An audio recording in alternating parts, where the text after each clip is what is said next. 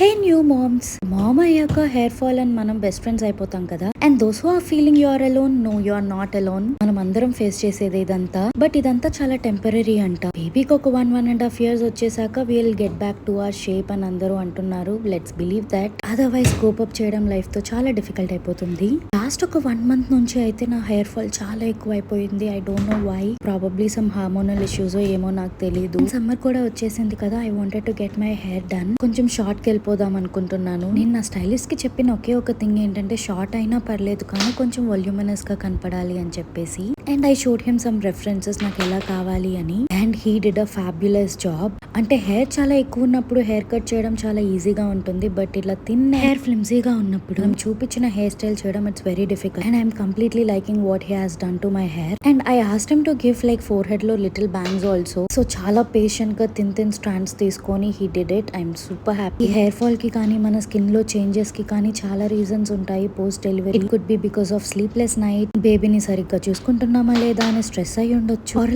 Post delivery తర్వాత ఏంటి ఇలా అయిపోయాము అనే ఒక 1000 థాట్స్. బేబీకి ముందు కానీ తర్వాత కానీ ఇలాంటివన్నీ మనం గో త్రూ అవ్వాలని మనల్ని ఎవరు ప్రిపేర్ చేయరు. మేబీ అందుకేనేమో ఇది ఒక పెద్ద షాక్ లాగా ఉంటుంది. But that's okay, we all go through this and we're all in this. అయితే అప్పుడప్పుడు మంచిగా రెడీ అవ్వడం, బయటికి వెళ్ళడం, getting my hair done, nails done, pedicure, manicure done. And ఇవి రిలాక్సేషన్ ఇస్తున్నాయి. అండ్ మీకు ఏది రిలాక్సేషన్ ఇస్తుందో అది చూస్ చేసుకోండి. సో మన కోసం మనం టైం తీసుకొని బేబీని వదిలేసి వెళ్ళినప్పుడు అఫ్ కోర్స్ మామ్ గిల్ట్ మనతోనే వస్తుంది. ఆ గిల్ట్ ని కొంచెం సేపు పక్కన పెట్టేసి మీకు నచ్చిన పని చేయండి. It could be anything, cooking, painting, shopping, watching movie, anything.